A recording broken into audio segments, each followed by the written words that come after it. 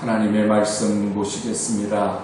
이 복되고 아름다운 이 아침 우리에게 주시는 하나님의 음성은 마태복음 13장 31절로부터 32절의 말씀입니다. 이 계시의 말씀을 제가 받들어 읽겠습니다. 또 비유를 들어 이르시되 천국은 마치 사람이 자기 밭에 갖다 심은 겨자씨 한 알 같으니 이는 모든 씨보다 작은 것이로되 자란 후에는 풀보다 커서 나무가 되매 공중의 새들이 와서 그 가지에 깃들이느니라. 아멘. 우리 서로 좌우 옆으로 인사를 나누시겠습니다. 예수님 닮으셨습니다. 네, 예수님 닮으셨습니다. 이제 서로 축복도 나누시겠습니다. 당신은 하나님의 복덩이십니다. 예, 당신은 하나님의 복덩이십니다. 이제 주님 앞에 한번 고백하겠습니다. 예수님으로 만족합니다. 예, 진심으로 예수님으로 만족하시게 되기를 주님의 이름으로 다시 한번 축원합니다. 예, 제가 어제 신방을 갔다가 식사를 하는데 고추가 이렇게 아주 탐스럽게 맛있는 것들이 나왔더라고요. 그래서 우리 집사님하고 이제 그 고추를 먹었더니 크기는 큰데 싱거워요.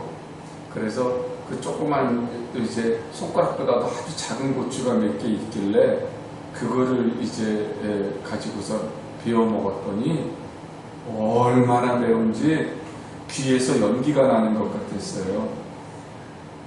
그래서 그때 생각이 났어요. 야, 이제 작은 고추가 맵다. 그런 속담이 생각이 나더라고요. 우리 교회가 비록 작고 정말 이렇게 외형적으로는 몇 사람이나 모여요. 사람들이 그렇게 물어볼 정도의 그런 모습이지만 그러나 진짜 청양고추처럼 맵고 그리고 우리 모든 성도들이 온유하고 겸손해서 강하고 담대한 교회의 모습으로 주신 사명 감당하시게 되기를 예수님의 이름으로 간절히 소원합니다.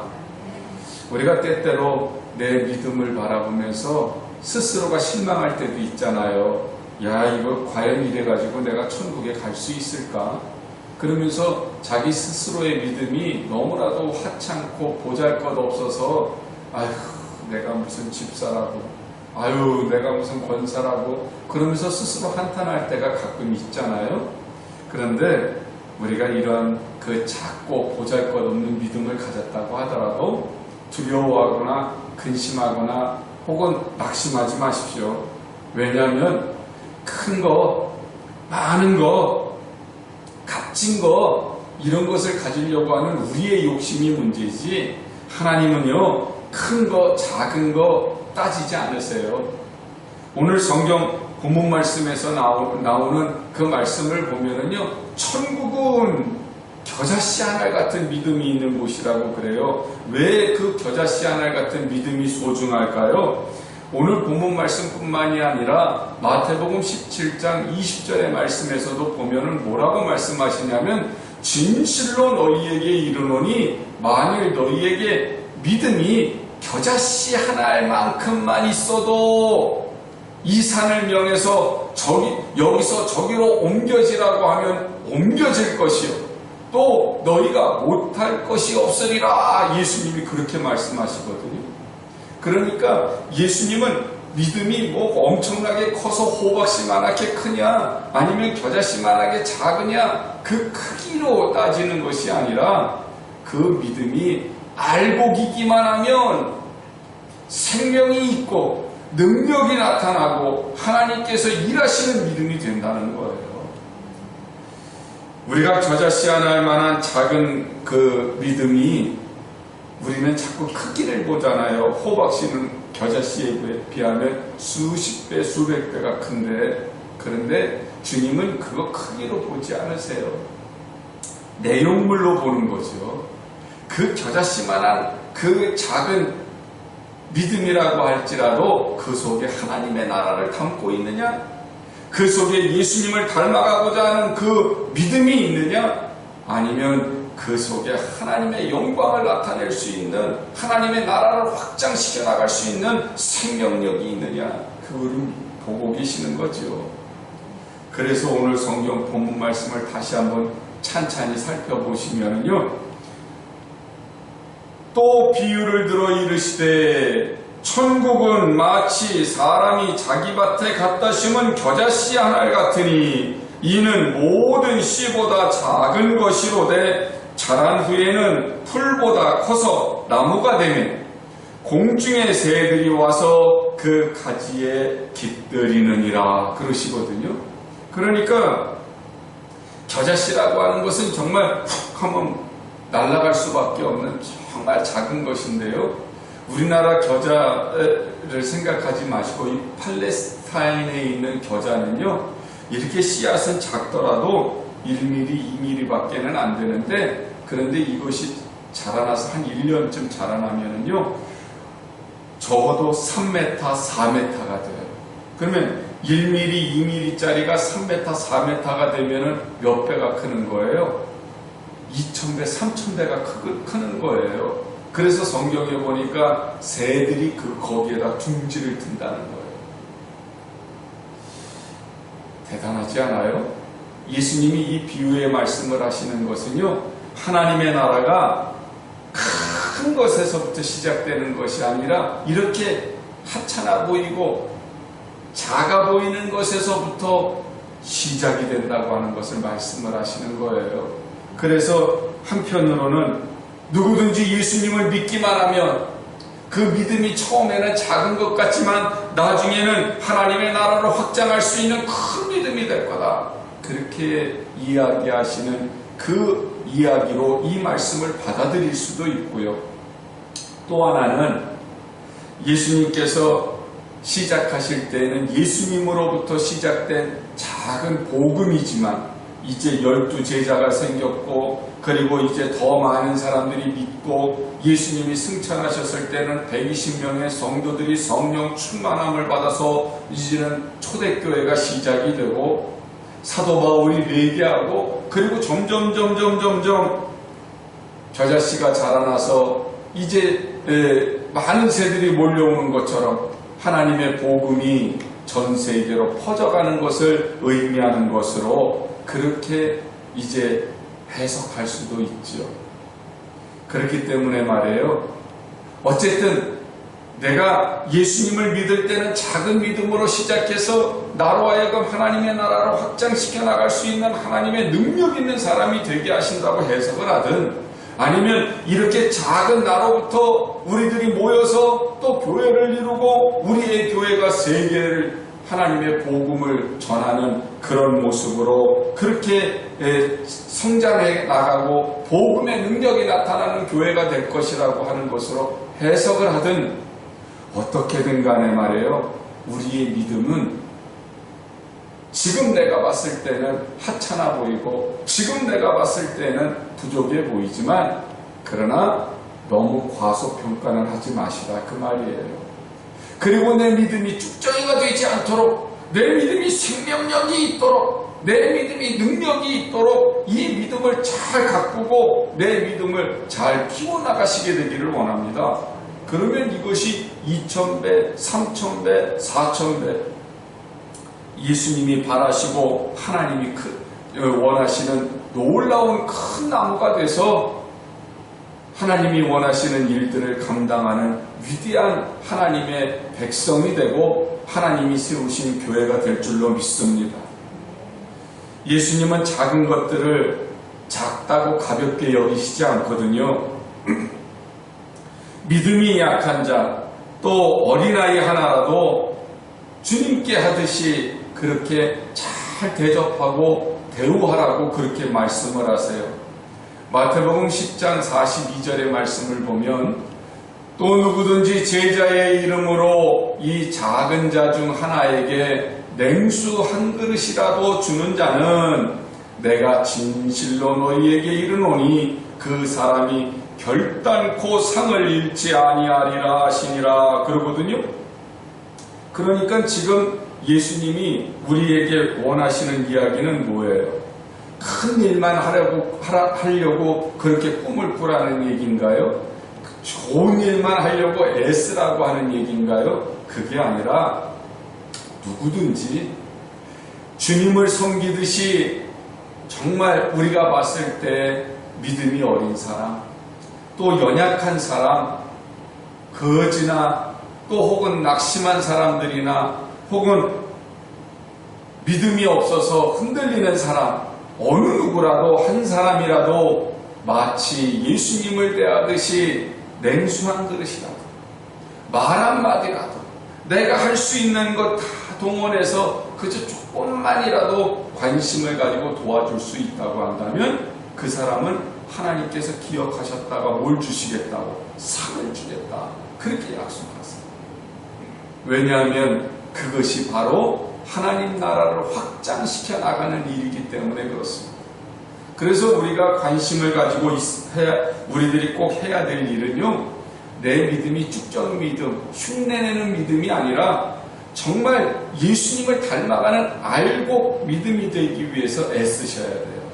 그러기 위해서는 우리가 세 가지를 하셔야 되는데, 첫째는 우리 한번 따라 세우시죠. 차별하지 않으시는 하나님을 믿고 감사하십시다. 네, 하나님은 결코 차별하지 않으시거든요. 그러니까 하나님은 결단코 차별하지 않으셔. 돈 많은 사람이라고 대우하지 않고 돈 없는 사람이라고 해서 하나님이 무시하지 않으시고 하나님은 똑같이 대우하신다는 사실을 기억하셔야 돼요. 마태복음 25장의 달란트 비유를 우리는 너무너무 잘 아세요. 예수님이 그 달란트 비유를 말씀하실 때에 뭐라고 말씀을 시작하시냐면 하나님의 나라는 그러면서 시작하세요. 하나님의 나라가 어떤 상황, 어떤 나라냐? 하나님의 나라는 마치 여행을 떠나면서 자기 종들을 불러서 자기 재산을 맡긴 사람과 같다. 그렇게 얘기하시거든요. 그러면서 하나님의 나라를 이야기를 하는데 그 종이 어떻게 일을 처리를 해요? 주인이 종들을 불러서 그 능력을 이제 주인은 알고 있잖아요. 그러니까 능력에 따라서 한 사람에게는 5달란트, 한 사람에게는 2달란트, 다른 한 사람한테는 1달란트를 맡기고 그리고 여행을 떠나갑니다. 5달란트 받은 사람은 그것으로 바로 장사를 시작해가지고 5달란트를 더 남겨요. 2달란트를 받은 사람도 역시 열심히 일을 해서 2달란트를 남겨요. 그런데 1달란트 받은 사람은 그걸 가지고 가서 땅에다 파묻어 버리죠. 시간이 오래 지났어요. 여행을 끝낸 주인이 이제 집으로 돌아왔어요. 그리고는 결산을 하게 됩니다. 그때 5달란트 받은 그 종이 아유 주인님, 제가 5달란트를 받았는데 이제 여기 10달란트를 가지고 왔습니다. 열심히 일을 해서 5달란트를 남겼습니다. 그랬더니 주인이 뭐라고 얘기하냐면 착하고 충성된 종아, 내가 작은 일에 충성했으니 더 많은 일을 너에게 맡기겠다. 너는 주인의 즐거움에 참여할지어다. 그리고 이제 상을 베풀었어요. 2달란트를 받은 사람도 주인에게 와서 저 2달란트 주셨죠? 여기 4달란트가 있습니다. 저 열심히 일해서 4달란트를 만들었습니다. 그랬더니 주인이 역시 뭐라고 얘기를 하냐면 야, 착하고 충성된 종아, 내가 열심히 일했구나. 그러니 내가 더 큰 일을 맡길 거야. 너도 주인의 즐거움에 참여해라. 그런데 이제 문제는 1달란트 받은 사람이에요. 이 1달란트 받은 사람이 1달란트를 땅에서 파가지고 와가지고 뭐라고 얘기하냐면 주인님, 나는 주인님이 아무 수고도 하지 않고 다른 사람이 심고 뿌려놓은 것을 거두는 사람으로 내가 알고 있습니다. 그래서 이 1달란트도 내가 땅에다 파묻어뒀다가 주인님께 가져왔습니다. 주인님은 참 지독한 분이시기 때문에 이건 내가 잘못해가지고 손해보면 혼내실 것 같아가지고 그냥 본전이라도 내가 지키려고 애를 썼습니다. 그렇게 얘기를 하는 거예요. 그때 주인이 뭐라고 얘기하냐면 악하고 게으른 종아, 내가 나를 그렇게 지독한 사람으로 알았냐? 그렇다면 내 돈을 은행에 맡겼다가 내가 돌아왔을 때 원금과 이자라도 갖고 왔어야지. 내가 그 가진 한 달란트를 뺏어서 저 10달란트를 가진 사람에게 줘라. 그렇게 명령을 해요. 그리고 뭐라고 얘기를 하냐면 누구든지 있는 사람은 더 받아서 넘치게 될 것이고 없는 사람은 있는 것마저 빼앗기게 될 거다. 저 쓸모없는 종을 저 바깥 어두운 곳에 내쫓아라. 거기서 통곡하며 일을 가게 될 것이다. 그렇게 말씀하시는 것이 달란트 비유예요. 여러분, 이 비유는 여러 가지 차원에서 우리들이 해석을 할 수는 있는데 오늘 본문 말씀을 토대로 해서 해석을 한번 해보자고요. 왜냐하면 오늘 본문 말씀에서 겨자씨 비유에서 천국은 마치 겨자씨 하나과 같다 그렇게 얘기하셨으니까. 그런데 지금 마태복음 25장에서도 천국은 그 주인이 종들에게 달란트를 나누어 준 것과 같다 그러셨잖아요. 그러니까 같이 천국이라고 하는 것, 하나님 나라라고 하는 것의 그 시각으로 예수님이 말씀을 하셨기 때문에 천국을 이제 말씀하신 그 내용에 따라서 오늘 이 겨자씨 비유에 맞추어서 그 달란트 비유도 한번 보자고요. 자, 그럼 어떻게 보면 좋을까요? 우리가 종된 입장에서 한번 봅시다. 내가 사람들과 이렇게 이제 우리 주인이 여행을 가는데 글쎄 재산을 맡기겠대. 그래서 딱 갔는데 내 앞에 있는 사람한테 5달란트를 맡겼어요.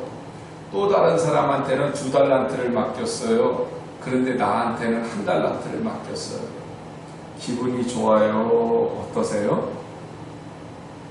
기분 나쁘시겠지요? 우리 입장은 그래요. 내 입장은 뭐야? 하나님은 차별하지 않으시는 분이시잖아. 우리 주인은 차별하지 않는 분인 줄 알았더니 뭐 기분 나쁘게 누구는 5달란트, 누구는 2달란트, 누구는 1달란트를 줘? 지금 우리가 세상을 살 때에도 그러지요? 하나님은 차별하시지 않는다면서 누구는 부자고 누구는 가난하고 누구는 잘 배우고 누구는 못 배우고 누구는 머리가 좋고 누구는 머리가 나쁘고 누구는 그냥 높은 사람이 되고 누구는 낮은 사람이 되고. 그런데요, 그건 우리의 시각이에요. 내가 봤을 때 그런 거지. 지금 주인은요, 똑같이 그 사람의 그 능력에 따라서 이 사람은 능력이 이 정도 되니까 이만큼, 이 사람은 5달란트 받을 만한 능력이 있으니까 5달란트, 이 사람은 2달란트를 받을 만한 능력이 있으니까 2달란트, 나는 1달란트밖에 받지 못할 능력이니까 1달란트를 준 거예요. 주인이 봤을 때는. 그런데 나는 그것이 차별한다고 보지만 주인의 입장에서는 5달란트를 받은 사람이 10달란트를 만들어 갖고 온 것과 2달란트를 받은 사람이 4달란트를 만들어 갖고 온 것과 주인은 어떻게 보세요? 똑같이 보세요. 그러니까 착하고 충성된 종아, 내가 작은 일에 충성했으니 더 많은 일을 너에게 맡기겠다. 그리고 어떻게 하세요? 너는 주인의 즐거움에 참여하라. 똑같은 상을 주시는 거예요. 차별하지 않고 똑같은 상을 주세요. 우리가 태어나면서부터 또 살아가면서부터 우리는 모든 상황이나 배경을 바라보면서 누구는 이렇게 삽니까? 누구는 저렇게 삽니까? 그렇게 막 우리는 하나님 차별하지 않으신다면서 왜 이렇게 세상살이에서는 차별하십니까? 우리는 원망할 수밖에 없겠지만, 그러나 하나님은요, 나중에 하나님 앞에 가서 우리들이 심판받을 때에는 어느 누구도 차별하지 않으신다고요. 내가 어떻게 살아왔느냐, 큰 믿음을 가졌느냐, 작은 믿음을 가졌느냐가 아니라 누가 알고있냐, 누가 충성을 했느냐, 얼마나 세상에서 누리고 왔느냐가 아니라 얼마나 세상에서 맡겨준 것에 대해서 하나님께서 맡겨주신 그 일에 최선을 다했느냐. 많이 맡은 사람은 그만큼 모두 그냥 책임도 큰 거예요. 1달란트 받은 사람보다 5달란트 받은 사람은 책임도 훨씬 큰 거예요.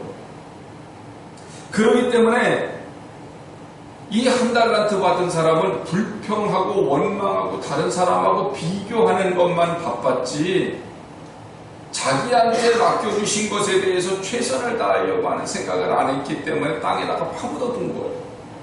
오늘 성경은 우리에게 그걸 가르쳐 주는 거예요. 믿음이 작다고, 교회가 작다고, 가난하다고, 그래서 땅에다 파묻어 두겠다고, 일 안 하겠다고, 큰 교회들이 일하는 것을 보면서 야, 큰 교회니까 일하는구나, 작은 교회니까 우리는 저거 일 못해, 그래서 일 안 하고 땅에다 파묻어 두겠다고, 그 얘기가 아니에요. 큰 교회는 큰 교회대로 일을 하고, 작은 교회는 작은 교회대로 일을 하고, 큰 교회는 크게 일을 했기 때문에 많은 결실을 맺어야죠. 그죠? 5달란트를 가지고 일했으니까 5달란트를 남겨야죠. 우리는 2달란트 받았으면 2달란트만 남기면 되는 거예요. 1달란트 받았으면 1달란트만 남기면 되는 거예요. 그런데 1달란트밖에 안 주셨으니까 나는 일 안 해, 그리고 땅에다 파묻어 두겠다고? 그건 아니라는 거예요. 그러면 공평하신 하나님을 우리가 무시하고 믿지 않는 거예요. 그러니까 차별하시지 않는 하나님을 우리가 믿는다면 어떻게 해야 돼요? 나한테까지도 1달란트를 맡기시다니 감사합니다.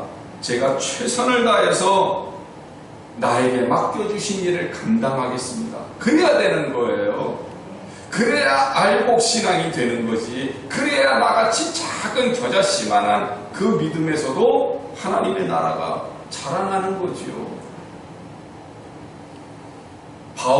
바울같이 큰 사도가 받은 상은 뭐예요? 천국 가는 상. 나같이 아무 일도 못하는 사람이 받은 상이 뭐예요?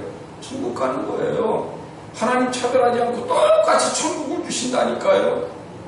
그러니까 오늘 우리들이요, 차별하지 않으시는 하나님을 믿으시고 나에게 맡겨주신 것에 감사해서 나에게 맡겨주신 것에 대해서 최선을 다하실 수 있게 되기를 원합니다. 두 번째, 우리 다시 한번 따라서 해보실까요? 작은 일에도 충성하는 알곡이 됩시다.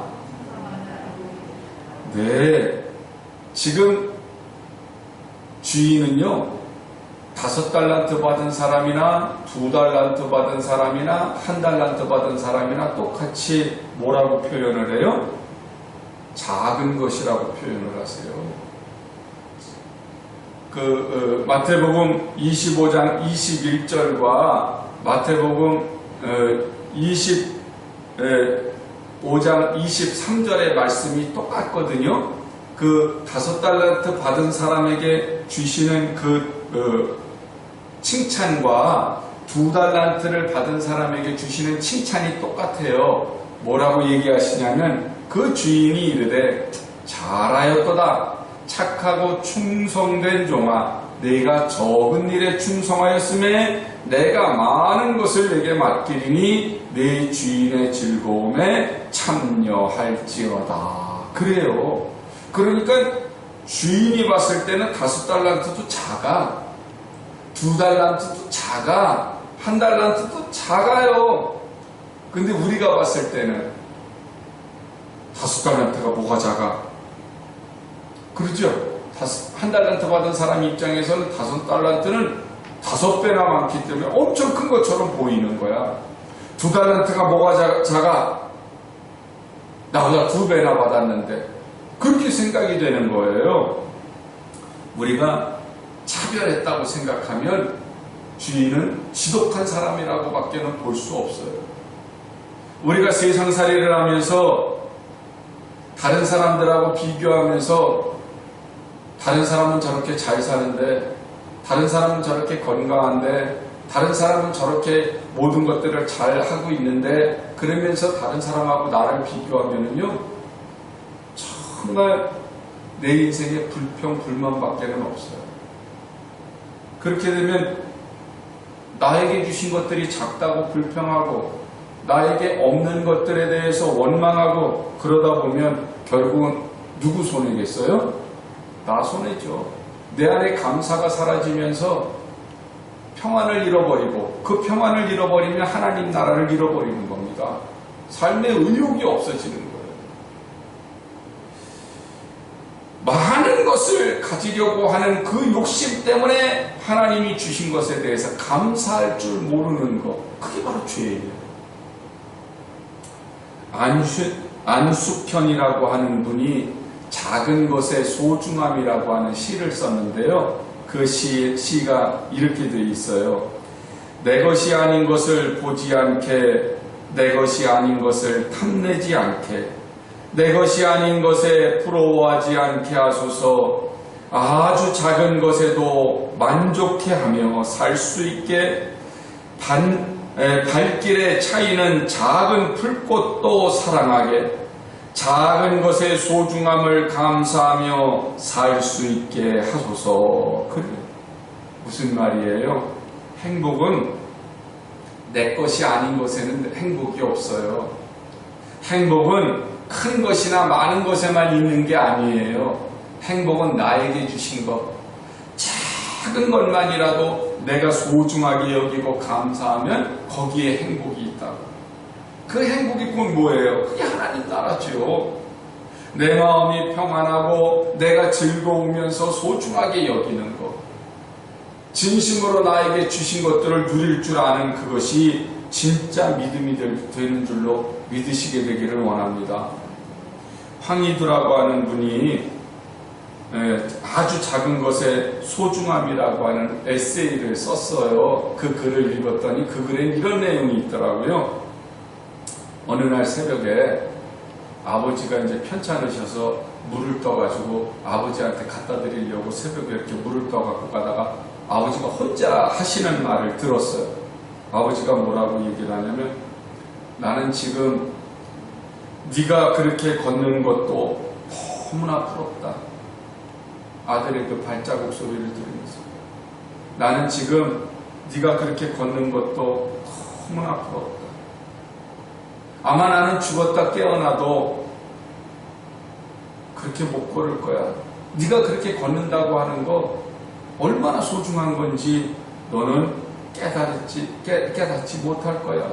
그렇게 아버지가 혼자 말씀을 하시는 거예요. 이분이 평소에 자기가 건강하게 걷고 있는 것에 대한 소중함을 몰랐거든요. 그런데 아버지가 그렇게 말하는 소리를 듣고 문득 내가 걷는 게 그렇게 소중하구나. 내가 이렇게 걷고 있다고 하는 게 너무 감사하구나. 그걸 아버지 말씀 한마디에 문득 깨달은 거예요. 언젠가는 이제 아버지를 치료해 주시는 치료사분이 오셔가지고 아버지를 이렇게 치료해 주시는데도 아버지가 뭘 못 드시고 물만 조금씩 드셨대요. 그러면서 그 치료사한테 그런 얘기를 하시는 소리를 들었대요. 치료 기간 동안 많은 생각을 해봤는데 인생이라고 하는 게 참 웃깁니다. 여태까지 열심히 돈 벌고 사람들도 만나고 치열하게 살아왔는데 지금 소원은 딴 거 없이 그저 콩나물 한 그릇 시원하게 마시고 두 발로 걷는 것이 내 소원입니다. 그렇게 말씀을 하시더라고요. 평소에 건강하실 때에는 열심히 일하고 열심히 돈 벌고 열심히 사람들을 만났는데 그때 감사한 줄을 몰랐어. 근데 아버지가 편찮으시면서 느끼신 게 뭐냐면 콩나물꽃 한 그릇 시원하게 마시고 그리고 그냥 두 발로 한번 걸어보는 게 그게 소원입니다. 그 치료하시는 분한테 그렇게 얘기를 했다는 거예요. 근데 아버지는 그 후에 한 번도 걸어보지 못하고 그만 돌아가셨다는 거예요. 그러면서 이분이 하는 얘기가 아주 작은 것의 소중함, 그걸 누가 알겠느냐는 거예요. 지금 내가 먹는 거 지금 내가 다른 사람들과 얘기할 수 있는 것, 지금 내가 걸어 다닌다고 하는 것, 그런 거 얼마나 그게 소중한지.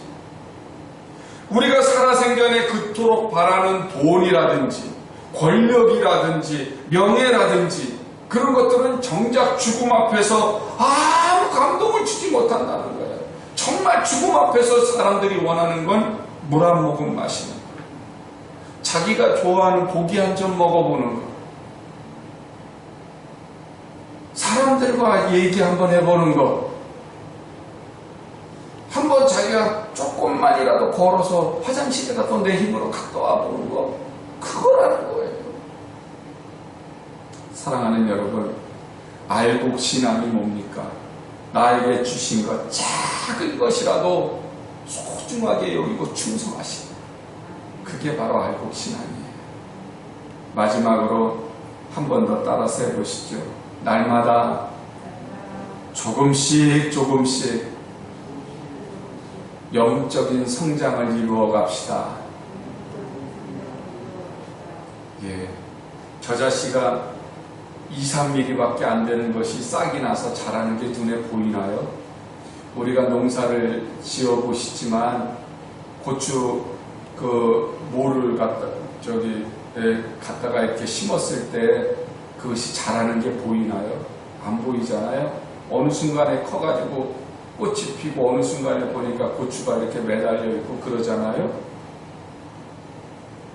겨자씨도 어느 순간에 자라서 보니까 3m, 4m가 돼서 새들이 날아오더라는 거예요. 우리 믿음도 그래요.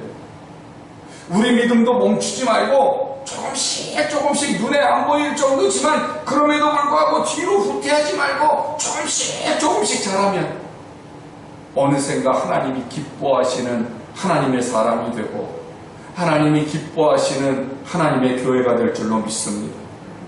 세상 사람들은요, 자기 개발에 얼마나 힘쓰고 애쓰는지 몰라요. 요즘 보면은 운동 엄청 하거든요. 막 달리기를 한다든지 요가를 한다든지 피트니스를 한다든지 이렇게 그 운동을 하는 사람들도 있고 또 그림을 그린다든지 악기를 배운다든지 이러면서 자기를 개발하는 사람들이 굉장히 많습니다. 독서 모임을 한다든지 함께 영화를 보고서 토론을 한다든지 이런 그 모임들이 굉장히 많아요. 자기 개발을 하는 그런 모임들이죠. 이렇게 세상 사람들도 자기를 업그레이드 시키기 위해서 그래서 막 그 힘쓰고 애쓰는데 오죽 했으면 업글 인간이라고 하는 말이 나와요. 자기를 개발시켜서 다른 사람하고의 그 경쟁에서 스펙 쌓기보다는 나 스스로를 한번 성장시켜 나가겠다. 그런 차원에서 이제는 이 경쟁하는 거 아주 지긋지긋한데 나는 나를 사랑하고 나를 개발을 한번 해보겠다. 그런 사람들이 많아져요. 믿음도 마찬가지예요. 믿음도 알곡 믿음이 되기 위해서 나 스스로를 자꾸 키워야 합니다. 주님 앞에 기도하고 말씀으로 묵상해 가면서 계속해서 내 마음을 붙잡으셔야 돼요. 프로 그 바둑 기사들 있잖아요. 그 사람들하고 아마추어 기사들하고 차이가 뭔지 아세요? 프로 바둑 기사들은 바둑을 졌어요. 졌으면 땡 치고 그냥 나가는 게 아니고 다시 자기가 지금까지 해서 왜 졌는지를 알기 위해서 다시 똑같이 그걸 복귀한다고 그러거든요. 다시 해보는 거예요. 문제점이 뭔지, 내가 왜 졌는지를 그래서 깨닫는 거예요. 그리고 상대방이 이긴 사람도 똑같이 놔주면서 당신이 그때 이렇게 해서 실수를 했어요. 이러면서 허심탄회하게 서로에 대해서 토론을 하니까 이 프로 바둑 기사들은 실력이 쑥쑥 자라나는 거예요. 우리가 말씀을 묵상하는 것도, 우리가 매일매일 기도하는 것도, 우리가 늘 하나님의 말씀을 듣는 것도 나를 이렇게 키워가는 거예요. 그렇기 때문에 살아있는 겨자씨라면 적어도 우리는 아무리 힘든 상황에서도 자라나서 나무가 돼야 되잖아요. 그런 것처럼 우리의 믿음도 어떤 시련이 온다고 할지라도, 어떤 어려움이 있다고 할지라도, 어떤 핍박이나 환난이 있다고 할지라도 자라나야 될 줄로 믿습니다. 그러기 위해서 말씀에 집중하시고 기도 쉬지 않게 하시고 하나님의 그 음성을 듣는 일에 최선을 다하실 수 있게 되기를 원합니다. 주님은 우리를 심으시고 돌보시고 감싸주시는 좋은 농부세요. 주님 앞에 우리가 많은 열매를 내놓게 되면 우리 하나님이 얼마나 기뻐서 웃으실까요? 오늘 우리들이 이제 하나님 앞에 드리는 수고도 섬김도 헌신도 하나님이 기뻐 받으실 수 있는 예배가 되기를 위해서 아낌없이 우리들이 주님 앞에 충성하고 조금씩 성장해 나가는 그런 믿음의 알곡 모습이 돼서 나중에 하나님께서 잘했다, 착하고 충성된 종아, 내가 적은 일에 충성했으니 내가 많은 것을 내게 맡기고 너는 내 주인의 즐거움에 참여할지어다 칭찬하시는 놀라운 축복을 받으시게 되기를 예수님의 이름으로 간절히 축원합니다.